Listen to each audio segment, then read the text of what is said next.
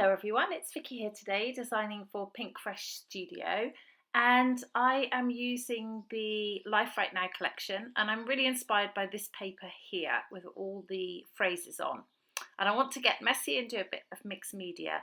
So I have some watercolours here. They're Japanese watercolours, just a regular standard watercolour. And what I want to do is match up some of these colours that are on this sheet of paper. So I start off with a blue because actually that blue is almost identical to the blue in the collection. So that was easy. And then I'm going to move on to the green. Now I don't actually get this green quite right, but and you'll see that on the final thing, but it's really close. So I was quite happy with how it came out. It was a difficult one to match. I think maybe I needed a bit more white in it. But anyway, I mix up the green, I put in a bit of blue, and I put some white in as well. And you'll see that it actually looks pretty close. So I'm just showing you my mixing process. The yellow ochre colour there, that was actually really good for the orange. It was pretty close to the original orange, so again, I didn't have to add anything into that one. And then I'm going for the sort of the deep pinky red colour, and I choose a couple of colours for this. I put in some red, I put in some whites. I think that's it actually, red and white. And then the final colour is this sort of mustardy yellow. So I mix a couple of colours here. I put some yellow in, I think I put some blue or some green in there as well, and a bit of white as well. I overdid the green a little bit, so I have to add some more yellow and then a bit of white, and then I think I'm there. And that actually came out really well. It's almost identical colour, so I was really pleased with that. Okay, so that's my colours all mixed up and ready to go.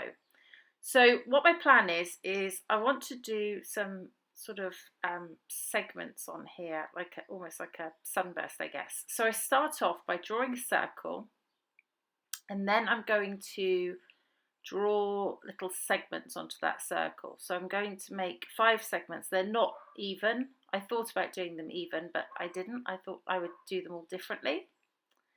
And I also put the extra an extra line in next to each segment because I don't want my segments ultimately to touch. And then I'm using this grey fine line pen to draw on my lines, and I'm going over the edge a bit because I don't want to use the curved edge. I want to join them, and you'll see what I mean here. I want to join them. I want the lines to show because you'll see in a bit I'm going to do a tidy paint inside the lines, and then I'm going to mess it up, but I still want those lines to show, so the pen helps to do that. And then I just erase the pencil lines and I'm left with 5 segments. I hope that makes sense. Hopefully watching the video made more sense than watching me. I'm sorry, listening to me. So here we go. So I'm going to paint these segments, as I said, with the 5 colours that I chose. That's just pretty straightforward. This is watercolour paper, by the way. It's so I haven't treated it in any way. That's why it's going on nicely. You could do this with regular paper if you put some gesso on first. You could get the same effect. So just see how easy that is, just painting all the segments. It's not perfect, you know, it might go over in little places, that doesn't really matter, but I just want there to be a proper triangle there to start with. I'm really happy with how those colours worked out. The pink is my favourite. No, actually I really like the orange as well. Oh, I can't choose. I just love colour. Let's just say that. Okay, so I've got getting the pink on, and then what I do is dry this. I actually got out my heat tool, which I skipped through, but I got my heat tool to dry it, because then what I want to do is use the packaging technique, a bit of old packaging with some of the paint, and I just want to do a smudgy effect and some splatters around each triangle. So I do them one by one. I do each triangle. I think you see me do 3 of them, and then I skip through. So I just smidge it down, squidge it down, take off any excess with the paper towel, and after doing some splatters, and then move on to the next one. I take off the excess using the paper towel. I don't want it to dry a lot before I take it off. I don't want really noticeable dark splodges. I just want a nice messy effect around there. So you can see that works quite nicely.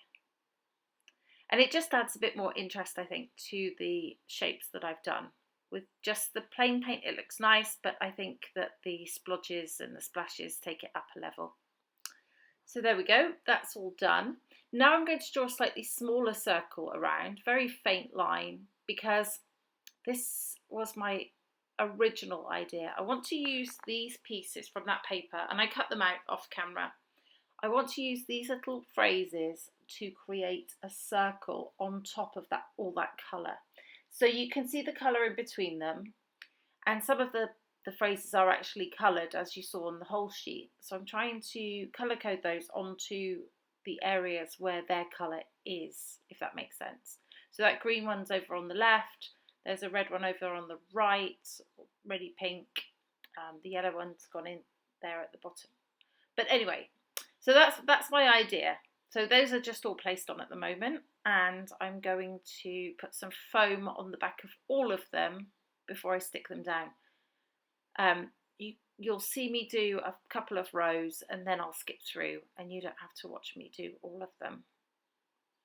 So I just use my T-square ruler just to make sure that first line is straight, and then it's quite easy to work off of that for the others, because my wedges aren't straight. So if I didn't use the T-square, then you can bet that they would all be out of line. Okay, so there we go. I'm going to move on to the second row, add a bit of foam to each one. This is just sticky back foam, sticky one side and not the other, and I'm using Scotch tacky glue to glue it down. I could use double-sided tape, but I find that glue sticks to mixed media much better. There we go, so they're all down, and that's where I want to put my photo. There's a little gap in the middle because there was no point in filling that really, but I do add an extra one in a short while because I realise that there's just a little gap to the left of the photo from where I want to put it. So I'm going to put foam on the back of the photo. I also put some tissue paper on the back. I think I did that off camera somehow, I'm not sure how that happened. And yeah, a bit of tissue paper and foam. And that's where I see that that gap is just slightly too big, so I just pop another one in there. You can't read it once it's in there, but it's in there. There we go. So I realise I have double foam from those words and also foam from the photo, but that's fine for me. Okay, so I've got this little embellishment pack here, and all the bits and pieces in there. So I'm going to pick some out that sort of match with the colours I have, and they're going to go around.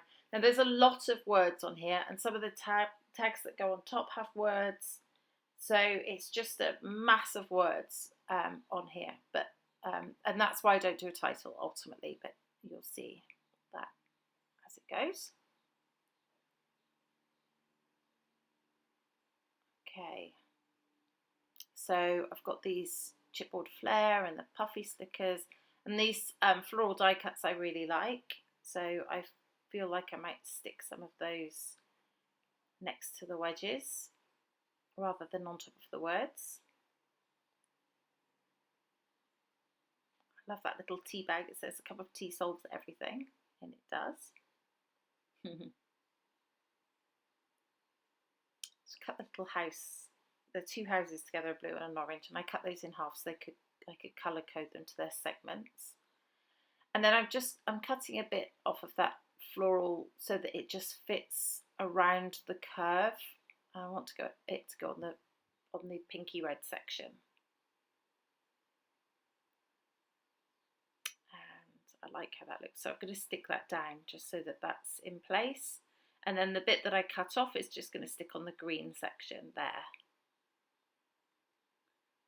And then just some other leaves on some other sections. The one at the bottom's got green leaves, but it's got little orangey yellow berries on it, so I thought that would be quite cute down there. I stick down my photo, and I use double-sided tape and glue just to make sure that stays in place. And I'm just sticking down all these other little embellishments, and they're just going on top of the words, and that's fine to cover the words. The words really are more for effect than the actual words that are on them, although the words are quite appropriate because the photo is of me and my auntie just having a cup of tea in the garden, so yeah, so they're quite appropriate, I think. And I've got my chipboard flare here. I'm going to colour code a couple of those in as well.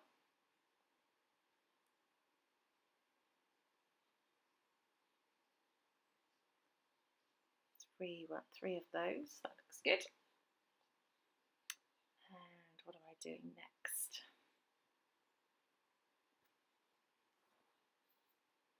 Looking at my puffy stickers. Stick a couple of things on there. And these are the cardstock stickers. There's another orange one there which I like that says "More of this, please." And of course some enamel dots. Love a bit of enamel dots.